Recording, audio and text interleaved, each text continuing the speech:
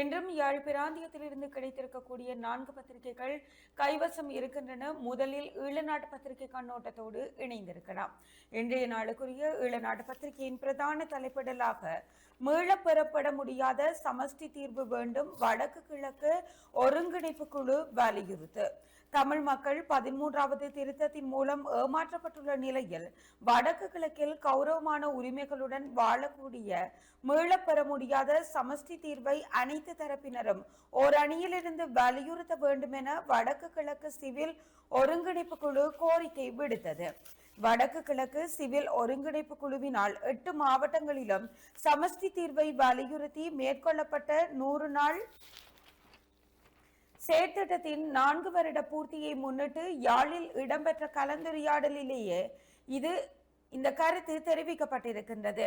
இது குறித்து மேலும் தெரிவிக்கையில், வடக்கு கிழக்கு தமிழ் மக்கள் தமக்கான அரசியல் தீர்வாக சமஷ்டி கோரிக்கையை முன்மொழிந்து இவ்வருடத்துடன் 75 வருடங்கள் ஆகின்றன. 1900களின் ஆரம்பம் முதலே சிங்கள பௌத்த அரசியல் தலைமைகளின் தமிழர் எதிர்ப்பு பரப்புரைகளும் எழுத்துக்களும் தமிழ் மக்களின் அரசியல் சமுதாய நலன்களை பாதுகாப்பதற்கான தனித்துவமான அரசியல் அமைப்பொன்றின் அவசியத்தை தமிழ் அரசியல் தலைமைகளுக்கு உணர்த்தியது. 1921ஆம் ஆண்டு வடக்கு தமிழ் மக்களின் அரசியல் நலன்களை முன்னெடுப்பதற்காக சேர்பொன் அருணாச்சலம் தலைமையில் தமிழர் மகாஜன சபா உருவாக்கப்பட்டது. சுதந்திரத்தின் பின்னர் ஆட்சி பொறுப்பேற்ற சிங்கள தலைமைகள் மேற்கொண்ட திட்டமிட்ட அரசியல் ஓரங்கட்டல்கள், நில அபகரிப்புகள், வடக்கு கிழக்கில் அபிவிருத்தி எனும் பெயரில் மேற்கொள்ளப்பட்ட சிங்கள குடியேற்றங்கள் ஆகியன தமிழ் மக்களின் இறமையை அபகரித்தன. இந்த இறமை மீறலை நிறுத்துவதற்காக அன்றைய தமிழர் தலைமைகள் சமஷ்டி கொள்கையை 1951ஆம் ஆண்டு முன்வைத்தனர். ஒரு மக்கள் சமூகம் தமது வாழ்விட பிரதேசத்தில் தமக்கான அரசியல் வாழ்வை தாமே தீர்மானித்து தம்மை தாமே நிர்வகித்து கௌரவமாகவும் உரிமைகளுடனும் வாழ்வதே இறைமையாகும். ஒற்றையாட்சி முறைமையில் இறைமை பகிர்ந்து கொள்ளப்படுவதில்லை. அதிகாரம் மத்திய அரசிடம் இருக்கும். மத்திய அரசு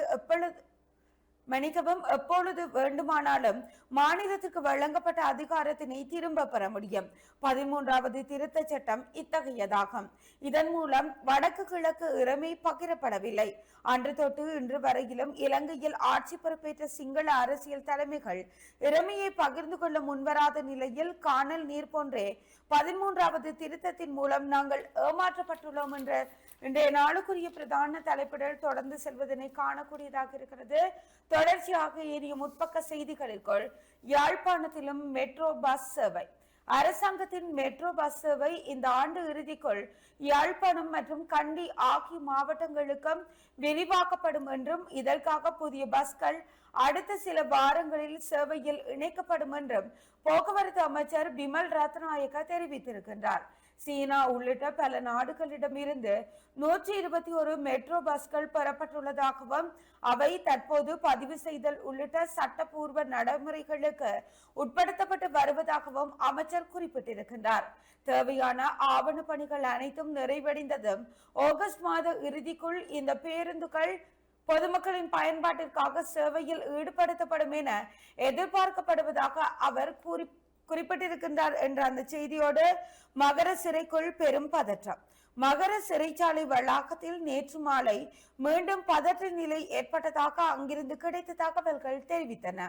நேற்று மாலை ஏற்பட்ட அமைதியின்மை கட்டுப்பாட்டிற்குள் கொண்டு வரப்பட்ட போதிலும் மீண்டும் பதற்ற நிலை ஏற்பட்டது என்று அந்த கட்டமிடப்பட்ட செய்தியோடு, இந்திய வெளியுறவு அமைச்சர் தமிழக முதல்வரை தமிழ் பேசும் கட்சிகள் இணைந்து சந்திக்க திட்டம்.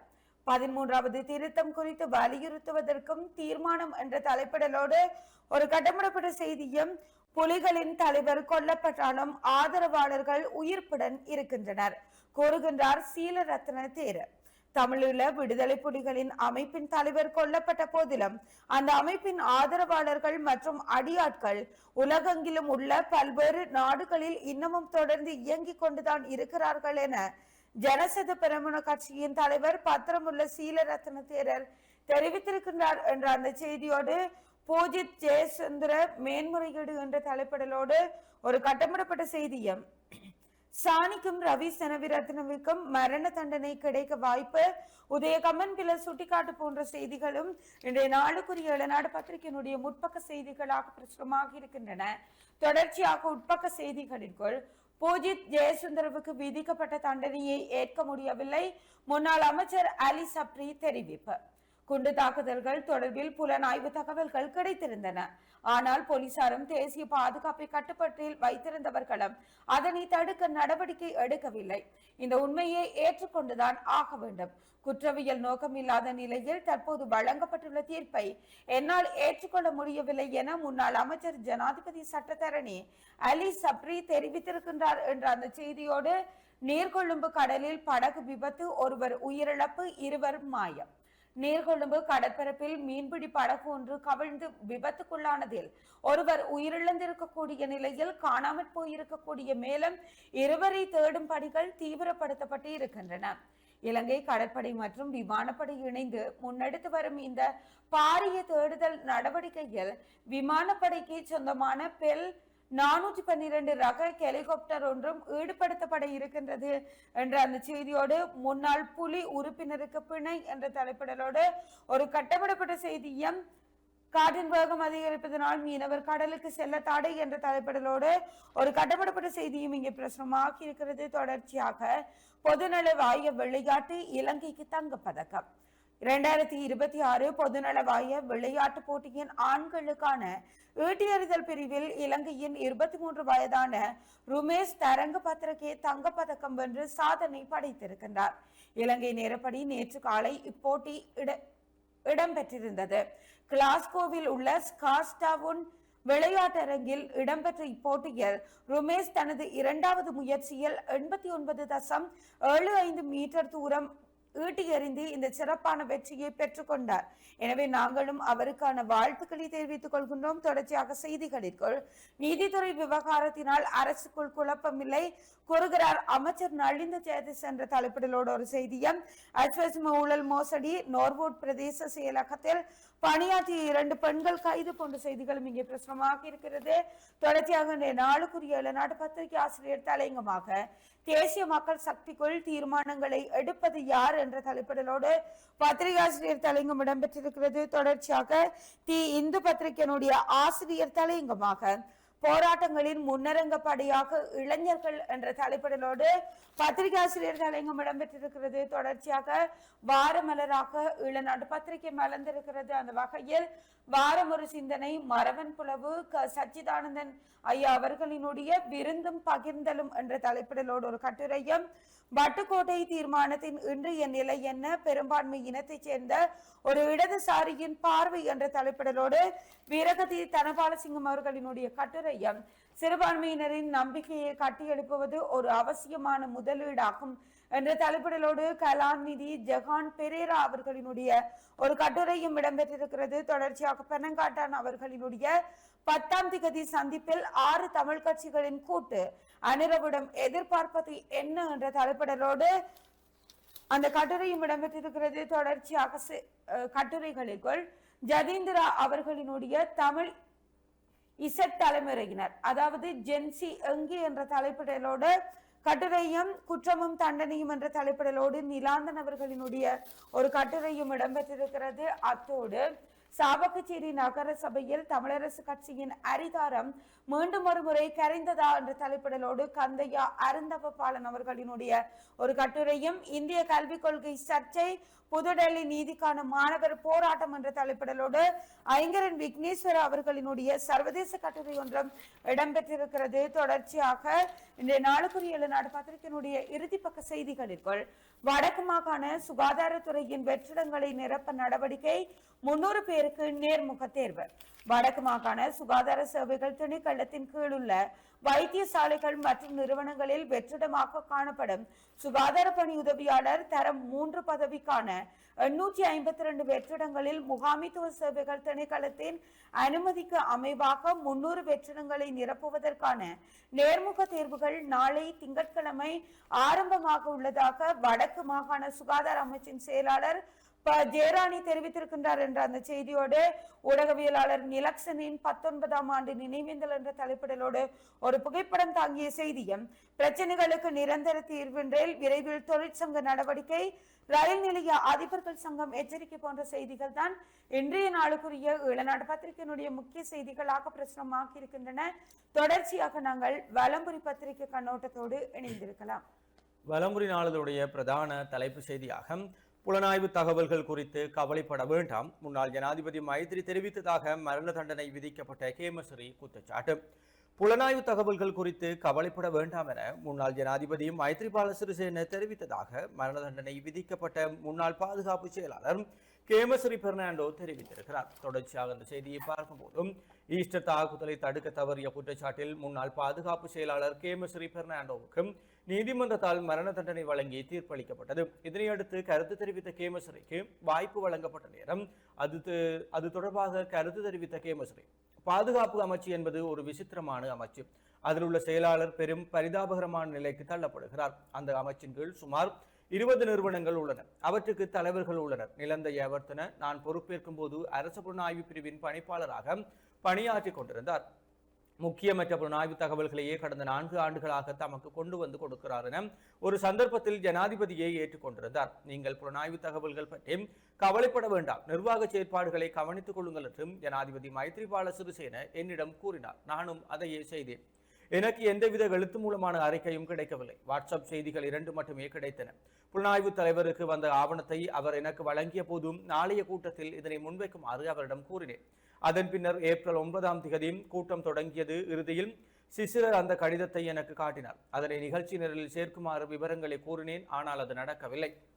ஒரு குழுவை அனுப்பிய கிழக்கு மாகாணத்துக்கு ரகசிய அறிக்கை ஒன்றை வழங்குவதாக கூறினார்கள். ஆனால் செயலாளர் அவரிடம் சென்று அந்த அறிக்கையை கேட்பதில்லை. அந்த அறிக்கையை கொண்டு வந்து சேர்ப்பது அவருடைய பொறுப்பாகும். அந்த அறிக்கை இன்று வரை எனக்கு கிடைக்கவில்லை. அதன் பின்னர் 16ஆம் தேதி காத்தான்குடியில் உந்துருளி குண்டுவெடிப்பு சம்பவம் ஒன்று இடம்பெற்றது. அது குறித்து 17ஆம் தேதியே நிலந்த எனக்கு தொலைபேசி ஊடாக தொடர்பு கொண்டு தெரிவித்தார். ஆனால் ஜனாதிபதி 12ஆம் தேதி மட்டக்களப்பு விஜயத்துக்காக எழுத்து மூல அனுமதி கோரியிருந்தார். நிலந்த அதற்கு அனுமதி வழங்கினார். அவர் அவ்வாறு பயிற்சி பெற்று செயற்படுகிறார் என்றால் ஒரு குடிமகனாகிய எனக்கு மட்டும் ஏன் இந்த அநீதிகள் இழைக்கப்பட வேண்டும்? எனக்கு இறுதியாக தகவல்கள் கிடைத்தவை மார்ச் 31 முதல் ஏப்ரல் 7 வரையிலான காலப்பகுதிக்கு உட்பட்டவையாகும்.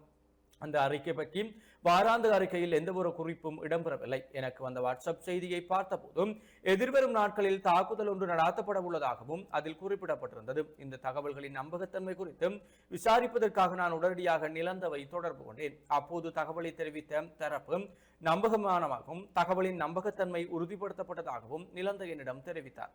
அதன் பின்னர் அதனை உறுதிப்படுத்திய பின்னர் தான் எனக்கு கூற வேண்டும். இந்த செயற்பாட்டுக்கு வரும் 12 மணித்தியாலங்களே இருந்தன. அந்த தாக்குதல்தாரிகள் தாக்குதலுக்கு முந்தைய நாளும் தாக்குதல் நடத்தப்பட்ட விருந்தகங்களிலேயே தங்கியிருந்திருக்கிறார்கள். போலீஸ் திணைக்களத்தினரை கூப்பிடுங்கள், அவசர கால சட்டத்தை அமல்படுத்துங்கள் என்று நீங்கள் கூறினீர்கள். என்னால் அவற்றை செய்ய முடியாது. இந்த தாக்குதலை தடுத்து செயற்படுவதற்கு மிக சிறந்த சந்தர்ப்பம் ஏப்ரல் 9ஆம் தேதி இருந்தது. ஆனால் நிலந்த அதனை தவிர்த்து விட்டார். 8ஆம் தேதியிலிருந்து 16ஆம் தேதி வரை ஜனாதிபதி நாட்டில் இருக்கவில்லை. 16ஆம் தேதியில் தான் அவர் நாடு திரும்பினார். சரியான நடவடிக்கைகள் எடுக்கப்பட்டிருந்தார். நிலந்தவுக்கு அறிவுறுத்தி தேசிய பாதுகாப்பு சபையை கூட்டியிருக்க முடியும். அவற்றுள் எதுவுமே செயற்படவில்லை என்று அவர் தெரிவித்திருக்கிறார் என்றும் அந்த செய்தி காணப்படுகிறது. ஏனைய முற்பக்க செய்திகளுக்குள் தமிழக முதல்வரை சந்திக்க தமிழ் கட்சிகள் திட்டம், ரவுப் ஹக்கீம் எம்பி தெரிவிப்பு. தமிழ் பேசும் கட்சியினர் விரைவில் தமிழக முதல்வர் ஜோசப் விஜய் உள்ளிட்ட அரசியல் தலைவர்களை சந்திக்க திட்டமிட்டுள்ளனர் என ஸ்ரீலங்கா முஸ்லிம் காங்கிரஸ் தலைவரும் பாராளுமன்ற உறுப்பினருமான ரவுப் ஹக்கீம் தெரிவித்திருக்கிறார் என்ற செய்தியோடும் யாழில் ஊடகவியலாளர் நிலக்சனின் நினைவேந்தல் என்ற ஒரு புகைப்படம் தாங்கிய செய்தியும் பிரசுரமாகியிருக்கிறது. சுட்டுக் கொல்லப்பட்ட ஊடகவியலாளர் சகாதேவன் நிலக்சனின் 19ஆம் ஆண்டு நினைவேந்தல் யாழ்ப்பாணத்தில் நேற்று நடைபெற்றது. யாழ் ஊடக அமையத்தில் நடைபெற்ற நினைவேந்தல் நிகழ்வில் ஊடகவியலாளர் நிலக்சனின் உருவப்படத்திற்கு மலர் மாலை அணிவித்து மலர் தூவி சுடரேற்றி அஞ்சலி செலுத்தப்பட்டது. இந்த நினைவேந்தல் நிகழ்வில் சகாதேவன் நிலக்சனின் பெற்றோர், உறவினர்கள், நண்பர்கள், ஊடகவியலாளர்கள் என பலரும் கலந்து கொண்டு நிலக்சனை நினைவு கூர்ந்திருந்தார்கள். யாழ் பல்கலைக்கழக ஊடக வளங்களின் பயிற்சி மையத்தின் ஊடக கற்கை மாணவனும் சாரளம் சஞ்சிகையின் ஆசிரியரும் யாழ் மாணவர் பேரவையின் முன்னாள் தலைவருமான சகாதேவன் நிலக்சன் 2007ஆம் ஆண்டு ஆகஸ்ட் மாதம் 1ஆம் தேதி சுட்டுக் கொல்லப்பட்டார். தனது வீட்டில் இருந்த சந்தர்ப்பத்தில் அதிகாலை 5 மணியளவில் ஆயுததாரிகள் நிலக்சனை வீட்டிற்கு வெளியே அழைத்து அவரது பெற்றோர் முன்னிலையில் துப்பாக்கி பிரயோகம் நடாத்தி இருந்தமை குறிப்பிடத்தக்கது. மேலும் தமிழ் தேசிய மக்கள் முன்னணியின் தலைமை அலுவலகத்திலும் நினைவேந்தல் நிகழ்வு இடம்பெற்றமை குறிப்பிடத்தக்கது என்று அந்த செய்தி காணப்படுகிறது. அதே போல கட்டமிடப்பட்ட செய்திகளாக ராஜேஸ்வரி அம்மன் வீதி ஒரு மாதத்திற்குள் நிரந்தரமாக விடுவிப்பு, இளங்குமரன் எம்பி உறுதி என்ற ஒரு செய்தியோடு ராணுவ கட்டுப்பாட்டில் உள்ள பருத்தித்துறை அஞ்சல் கட்டடம் விடுவிக்கப்படும், ஊடக பிரதி அமைச்சர் ஹவுசல்யா தெரிவிப்பு என்ற செய்தியும் காணப்படுகிறது. வவுனியாவில் விபத்து, குடும்பஸ்தர் மரணம் என்ற ஒரு கட்டமிடப்பட்ட செய்தி. அதே போல மகர சிறையில் கலவரம், ஒரு கைதி பலி, 7 பேர் படுகாயம், போலீஸ் ஊடரங்கு பிறப்பிப்பு என்ற ஒரு செய்தியும் பிரசுரமாக இருக்கிறது. 17 ஆண்டுகளாக சிறையில் இருந்த தமிழ் அரசியல் கைதிக்கு பிணை, நிபந்தனையை பூர்த்தி செய்யாததால் மீண்டும் சிறையில். 17 ஆண்டுகளாக விளக்கமறியலில் வைக்கப்பட்டிருந்த தமிழ் அரசியல் கைதி ஒருவருக்கு கொழும்பு மேல் நீதிமன்றம் பிணை வழங்கியிருக்கிறது. எனினும் பிணை நிபந்தனையை பூர்த்தி செய்யாததால் மீண்டும் சிறையில் அடைக்கப்பட்டிருக்கிறார். முன்னாள் ராணுவ தளபதி ஃபீல்ட் மார்ஷல் சரத் பொன்சேகா மற்றும் முன்னாள் ஜனாதிபதி மைத்ரிபால சிறிசேன ஆகியோரையும் இலக்கு வைத்து தாக்குதல் நடத்த உளவு தகவல்களை வழங்கினார் என்ற சந்தேகத்தின் பேரில் கைது செய்யப்பட்டு விளக்கமறியலில் வைக்கப்பட்டிருந்தார். நேற்று முன்தினம் இவருக்கு பிணை அனுமதிக்கப்பட்டது.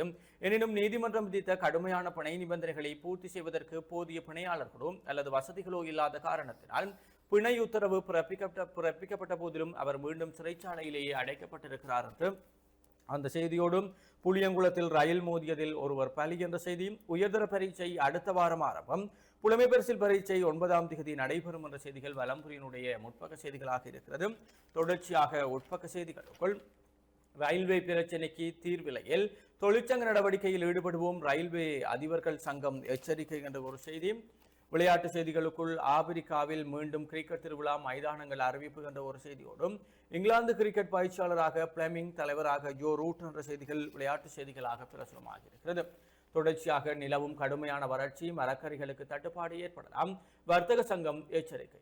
நிலவும் கடுமையான வறட்சி காலநிலை மற்றும் உரத்தட்டுப்பாடு காரணமாக எதிர்வரும் காலங்களில் கடும் மரக்கறி தட்டுப்பாடு ஏற்படும் அபாயம் உள்ளதாக தமிழை பொருளாதார மத்திய நிலையத்தின் வர்த்தக சங்கத்தின் தலைவர் CA ஸ்ரீவர்த்தன தெரிவித்திருக்கிறார் என்று அந்த செய்தியும்.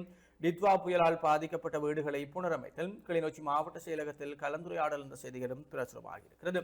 வலம்புரி இன்றைக்கு வேரமலராக சங்குநாதம் புலந்திருக்கிறது. சங்குநாதத்திலும் தூக்கு மேடையில் ஈஸ்டர் குண்டு தாக்குதல் சூத்திரதாரிகள் என்ற தலைப்பிலே அபிமன்சு அவர்களுடைய கட்டுரையும், யாழ் மின்சார நிலைய வீதி ஒரு வழி பாதையை சீராக்குக என்ற தலைப்பிலே ஆதித்தன் அவர்களுடைய ஆளடி மாநாடும் பிரசுரமாக இருக்கிறது. தொடர்ச்சியாக வியாசர் பதில்கள் பக்கத்திலே பழங்களை பழுக்க வைக்க பழுதடையாமல் இருக்க ரசாயனம் விசிறப்படுகிறதாமே என்று பரிந்துரையை சேர்ந்த சாய் செல்வம் அவர்களுடைய கேள்விக்கும், இந்த கொடுமை தொடர்ந்து நடந்து கொண்டிருக்கிறது. பழம் என்பது தானாய் இயற்கையாய் பழுக்க வேண்டும், அப்போதுதான் அதில் சுவை அதிகமாக இருக்கும், ஆரோக்கியமும் நிறைந்திருக்கும். ஆனால் பழத்தில் நஞ்சு விசிறி பணம் தேடும் பிழைப்பெல்லாம் ஒரு பிழைப்பாம். பழத்திற்கு மருந்து விசிறி விற்பனை செய்பவர்கள் உங்கள் பிள்ளைகள், பேரப்பிள்ளைகள் அந்த பழத்தை சாப்பிடுவார்கள் என்று எப்போதாவது சிந்தித்து பார்த்திருக்கிறீர்களா? அவ்வாறு நினைத்திருந்தால் ஒரு நாளும் மருந்து விசிறும் எண்ணம் உங்களுக்கு வராது என்று வியாசர் பதிலளித்திருக்கிறார். அதே போல 6 கட்சிகளின் கூட்டுக்கதை அவ்வளவுதானாக என்று யாழ்ப்பாணத்தை சேர்ந்த தமிழர்களுடைய கேள்விக்கு, எதிர்வரும் வாரம் ஜனாதிபதியை சந்திப்பதற்கான செய்தியை படித்த ஞாபகம் இருக்கிறது. இந்த கூட்டு தமிழ் மக்களின் நலனுக்கானது என அவர்கள் கூறிக்கொண்டாலும் அதில் அங்கம் வகிக்கும் பலர் தம்மை உருமறைக்கவும் தம்மை பாதுகாத்துக் கொள்ளவும் இக்கூட்டில் இருக்கிறார்கள் என்பது மறக்க முடியாத ஒன்று. தேர்தல் ஒன்று வந்த பின்புதான் தெரியும் இவர்களுடைய உண்மை முகம் என்று வியாசர் பதிலளித்திருக்கிறார். அதே போல கிளிநொச்சியை சேர்ந்த வர்ஷி அவர்கள், வியாசர் எங்காவது போய் தர்ம அடி வாங்கிய அனுபவம் உண்டாகின்ற கேள்விக்கு, சிறுவயதில் நமது பாடசாலைக்கு அருகில் உள்ள வளவில் ஒரு கொய்யா மரம் நின்றதும் நிறைய காய் காய்க்கும். மதில் பாய்ந்து போய் பழம் பிடுங்குவது வளமை. அன்று 4 பேர் மதில் பாய்ந்தோம். நான் மரத்தில் ஏறி பழம் பறித்துக் கொண்டிருந்தேன். மிகுதி மூவரும் கீழே நின்று அதை பிடுங்குவதும் இதை பிடுங்குவது என வழிபடுத்திக் கொண்டிருந்தார்கள். சிறிது நேரத்தில் அவர்களின் குரலை காணவில்லை. கீழே பார்த்தால் கொய்யா மரத்தின் உரிமையாளர் தடியுடன் இறங்கும்படி சைகை காட்டினார். கீழே இறங்குவதற்குள்ளே 3 அடி பின்பக்கத்தில் பலமாய் வீழ்ந்து விட்டது. குதித்து மதில் பாய்ந்து ஓடிய ஓட்டத்தை இன்று வரை மறக்க முடியவில்லை என்று வியாசர் பதிலளித்திருக்கிறார். தொடர்ச்சியாக செம்மணியில் அகலப்படும் எலும்புக்கூடுகளை பார்க்கும் போதும் அவர்களை உயிருடன் புதைத்திருப்பார்கள் போல தெரிகிறது என்று குப்புளானை சேர்ந்த சுதன் அவர்களுடைய கேள்விக்கு, மாணவி கிருசாந்தியை கொலை செய்து அவரை தேடி வந்து அவரது தாயார் உட்பட 3வரையும் கொடூரமாய் கொண்டு புதைத்தவர்களுக்கு இது ஒன்றும் புதிய விடயம் அல்ல. கிருசாந்தி கொலை வழக்கில் தண்டனை உறுதிப்படுத்தப்பட்ட சோமரத்ன ராயபக்சம் செம்மணி தொடர்பில் பல திடுக்கிடும் தகவல்கள் இருப்பதாகவும் கூறியிருக்கிறார். எனினும் அதை கிடப்பில் போடாமல் விசாரணை செய்வது இன்னமும் துலங்காத பல மர்மங்களை துலக்கும் என்று வியாசர் பதிலளித்திருக்கிறார். தொடர்ச்சியாக நல்லூர் முருகன் மீது வியாசருக்கு அளவு கடந்த பக்திக்கு காரணம் என்ன என்று ராமஜெயபாலன் அவர்களுடைய கேள்விக்கும், இல்லை, அவ்வாறு இல்லை. நமக்கு தொண்டமை நாட்டில் வீற்றிருக்கும் அன்னதான கந்தனம், மாவட்டபுரத்தில் அமர்ந்திருந்து அருள் கொடுக்கும் அபிஷேக கந்தனம், நல்லூரில் குடிகொண்டு வரம் அருளும் அலங்கார கந்தனம் ஒன்றே. இறைவன் என்பவன் ஆலயங்களை தாங்கி மனித மனத்தில் குடிகொண்டால் அதுவே புனிதம் நிறைந்த கோயில். பூசலார் பெருமான் தன் மனதில் கட்டிய கோவில் கும்பாபிஷேகத்திற்கு இறைவன் வந்த வரலாறு எல்லாம் இந்த ஒப்பற்ற தத்துவத்தை விளக்கி நிற்கிறது. மனம் சுத்தமானதாக இருந்தால் முகம் பிரகாசிக்கும், அப்போது எம்மில் இறைவன் குடிகொள்வான் என்பதே உண்மையானது என்றும் வியாசர் பதிலளித்திருக்கிறார். என்னை கவிஞனாக்கிய பெருமை அவளையே சேரும் என்பேன் என்று மந்துவிலே சேர்ந்த சதீஷ் அவர்களுடைய கேள்விக்கும் நானும் ஆரம்பத்தில் இப்படித்தான் உளறிக் கொண்டிருந்தேன். ஆனால் இப்போது காலை 5 மணிக்கு எழும்ப வேண்டும். பிள்ளைகளின் துணியிலிருந்து மனைவியின் துணி வரை துவைக்க வேண்டும். அதை காய வைக்க வேண்டும். காய்ந்து எடுத்ததும் அதை இஸ்திரி போட்டு அலுமாரியில் அடுக்க வேண்டும். மாத்திடிக்க போக வேண்டும், மரக்கறி வாங்க போக வேண்டும், மறந்து எடுக்க போக வேண்டும். இவ்வாறு சொல்ல இயலாத பல துன்பங்களை தாண்டிய என் கண்ணீரை கவிதையாய் எழுதக்கூட நேரமில்லையே என்று வியாசர் பதிலளித்திருக்கிறார். தொடர்ச்சியாக ஆட்சி அறிவுரை பக்கத்திலே இவன் தந்தை என்னோற்றான் கொள் எனும் சொல் என்றும் மாவைனா கஜேந்திரன் அவர்களுடைய ஆட்சி அறிவுரை பக்கமும் அதே போல பலருடைய கவிதைகள் கட்டுரைகள் பிரசுரமாக இருக்கிறது. அதிகாரத்தை பணிய வைத்த கரப்பான் பூச்சிகள் என்று ஆனந்த விகடனுடைய இந்திய போராட்டம் தொடர்பான கட்டுரையொன்றும், வலம்புரியினுடைய சுகமான விடியல் மருத்துவ சுடர் பகுதியிலே இளம் வயதினருக்கு மனநோய் ஏற்படுவதற்கு பெற்றோரின் வளர்ப்பு முறை காரணமாக அமையுமாக என்றும் டாக்டர் சிவதாஸ் உள மருத்துவ நிபுணர் போதனா வைத்தியசாலை யாழ்ப்பாணம் அவர்களுடைய கட்டுரையும் பிரசுரமாக இருக்கிறது. தொடர்ச்சியாக உள்நாட்டு செய்திகளுக்குள் யாழ் தொடக்கம் கண்டி வரை மெட்ரோ பேருந்து சேவை விரைவில் அமைச்சர் விமல் ரத்நாயக்க தெரிவிப்பு. தாய்லாந்து பரிசு பொதியில் 10 கோடி ரூபாய் பெறுமதியான போதைப் பொருள் என்ற ஒரு செய்தியும் காணப்படுகிறது. வலம்புரியினுடைய ஆசிரியர் தலையங்கமாக ஆத்ம சாந்திக்கான கிரியை ஆரம்பமாகிவிட்டது என்ற தலைப்பிலே ஆசிரியர் தலையங்கம். உள்நாட்டு செய்திகளுக்குள் பூஜிதவுக்கு மரண தண்டனை தீர்ப்பை என்னால் ஏற்றுக்கொள்ள முடியவில்லை, முன்னாள் அமைச்சர் அலி சப்ரி தெரிவிப்பு. தாய்ப்பால் வாரம் பிரகடனம் என்ற ஒரு கட்டமிடப்பட்ட செய்தியும், கொழும்பு ரத்மலானையில் துப்பாக்கிச்சூடு ஒருவர் உயிரிழப்பு என்ற செய்திகளும் பிரசுரமாக இருக்கிறது. சுற்றுலாத்துறையில் வேலை வாய்ப்புகளை 8 லட்சமாக உயர்த்த திட்டம், பிரதமர் ஹரணி தெரிவிப்பு என்ற செய்திகளும் காணப்படுகிறது. இவைதான் வலம்புரி நாளிதழுடைய முதன்மை செய்திகளாக இருக்கிறது. தொடர்ச்சியாக உதய நாளிதழின் செய்திகளோடு இணைந்திருக்கலாம். இன்றைய நாளுக்குரிய உதயன் பத்திரிகையின் பிரதான தலைப்பிடலாக மகர சிறையிலும் வெடித்தது கலவரம், கட்டடங்களுக்கு தீ வைப்பு, கைதி ஒருவர் உயிரிழப்பு, 7 கைதிகள் கவலைக்கிடம், ஊரடங்கு உத்தரவு அமல். மகர சிறைச்சாலையில் நேற்று ஏற்பட்ட திடீர் கலவரத்தினால் கைதி ஒருவர் உயிரிழந்திருக்கின்றார். அத்துடன் 7 கைதிகள் படுகாயங்களுடன் மீட்கப்பட்டு கவலைக்கிடமான நிலையில் ராகம மருத்துவமனையில் சேர்க்கப்பட்டிருக்கின்றனர்.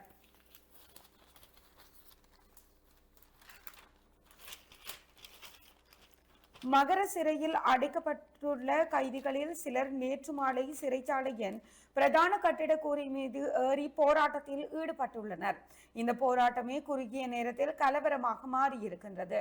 இதன்போது கைதிகள் சிலர் சிறைச்சாலையின் பல்வேறு பகுதிகளுக்கும் தீ வைத்ததுடன் மோதல்களிலும் ஈடுபட்டிருக்கின்றனர். இந்த சம்பவங்களில் கைதி ஒருவர் உயிரிழந்திருக்கின்றார். 7 கைதிகள் படுகாயங்களுடன் மீட்கப்பட்டு மருத்துவமனையில் சேர்க்கப்பட்டிருக்கின்றனர்.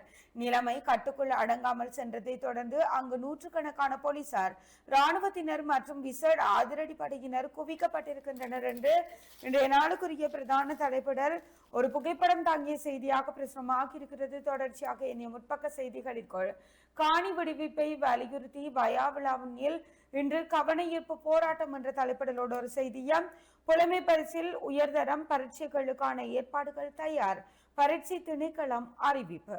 காப்பது உயர்தரம் மற்றும் புலமை பரீட்சை என்பவற்றுக்கான ஏற்பாடுகள் அனைத்தும் முழுமை அடைந்துள்ளதாக பரீட்சை திணைக்களம்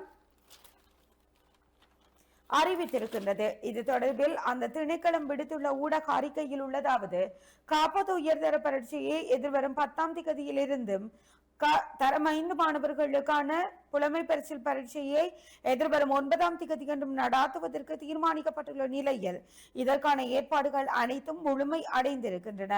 10ஆம் தேதி ஆரம்பமாக இருக்கக்கூடிய உயர்தர பரீட்சை நாடளாவிய ரீதியில் 2532 பரீட்சை நிலையங்களில் இடம்பெற இருக்கின்றது என்ற அந்த செய்தியோடு, ஈஸ்டர் தாக்குதல் வழக்கில் மரண தண்டனையை எதிர்த்து மேன்முறையீடு செய்ய முடிவு, பூஜித ஜெயசுந்தர தரப்பு தெரிவிப்பு என்ற தலைப்பிடலோடு ஒரு செய்தியும், நாடாளுமன்ற செயற்குழு செப்டம்பரில் அறிக்கை தந்தால் மார்ச் மாதம் மாகாண தேர்தல்கள் ஆணைக்குழு அறிவிப்பு.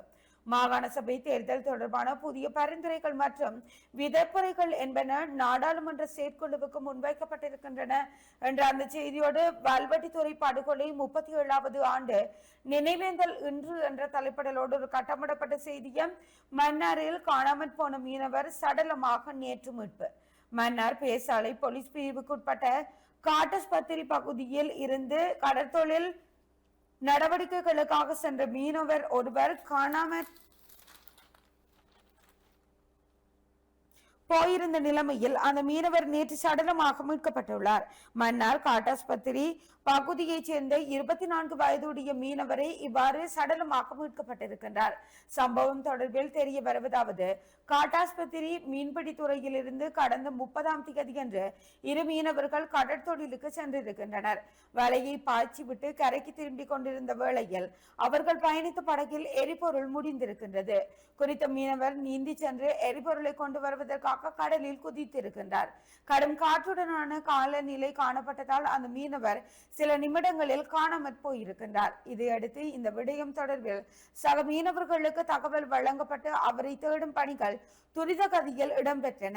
எனினும் 2 நாட்களாக அவர் தொடர்பான எந்த தகவலும் கிடைக்கப்பெறவில்லை. இவ்வாறான நிலையிலேயே அந்த மீனவர் நேற்று சடலமாக மீட்கப்பட்டிருக்கின்றார் என்ற அந்த செய்தியோடு வடக்கு மாகாணத்துக்கு 300 சுகாதார பணியாளர்கள் நேர்முக தேர்வு நாளை ஆரம்பம் என்ற தலைப்பிடலோடு ஒரு செய்தியும், உயிர்த்த ஞாயிறு தாக்குதல்கள் முழுமையான நீதி விரைவில் கிட்டும் அமைச்சர் அபேசேன நம்பிக்கை போன்ற செய்திகளும் இன்றைய நாளுக்குரிய உதயன் பத்திரிகையினுடைய முற்பக்க செய்திகளாக பிரசுரமாகி இருக்கின்றன.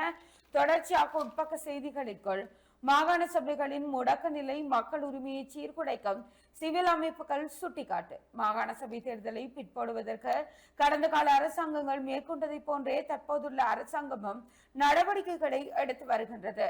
மாகாண சபை தேர்தலை விரைவாக நடாத்தி மக்களின் ஜனநாயக உரிமையை அரசாங்கம் பாதுகாக்க வேண்டும் என்று தேர்தல்கள் கண்காணிப்பு குழுக்கள் மற்றும் சிவில் அமைப்புகள் அரசாங்கத்திடம் கோரிக்கை விடுத்திருக்கின்றன என்ற அந்த செய்தியோடு பல்கலைக்கழக பிரவேசம் வெட்டுப்புள்ளி வெளியீடு 2025ஆம் ஆண்டு காப்போத்த உயர்தர பரீட்சை பெறுபவர்களின் அடிப்படையில் பல்கலைக்கழகங்களுக்கு மாணவர்களை சேர்த்துக் கொள்வதற்காக ஒவ்வொரு கற்கை நெறிக்குமான மாவட்ட ரீதியிலான குறைந்தபட்ச வெட்டுப்புள்ளிகள் வெளியிடப்பட்டுள்ளதாக பல்கலைக்கழக மானியங்கள் ஆணைக்குழு அறிவித்திருக்கின்றது என்ற அந்த செய்தியோடு ஜேவிபி போலீஸ் துறை மாற்றம் நாமல் சாட்டை என்ற தலைப்பிடலோடு ஒரு கட்டமிடப்பட்ட செய்தி இங்கே பிரசுரமாக்கி இருக்கிறது. தொடர்ச்சியாக முல்லைத்தீவு வட்டுவாகல் பாலம் நிர்மாண பணிகள் துரித கதியில் என்ற தலைப்பிடலோடு ஒரு புகைப்படம் தாங்கிய செய்தியும், வவுனியாவில் முதன்முறை முத்தமிழ் விளையாட்டு விழா என்ற தலைப்பிடலோடு ஒரு கட்டமிடப்பட்ட செய்தியும் இங்கே பிரசுரமாக்கி இருக்கிறது. தொடர்ச்சியாக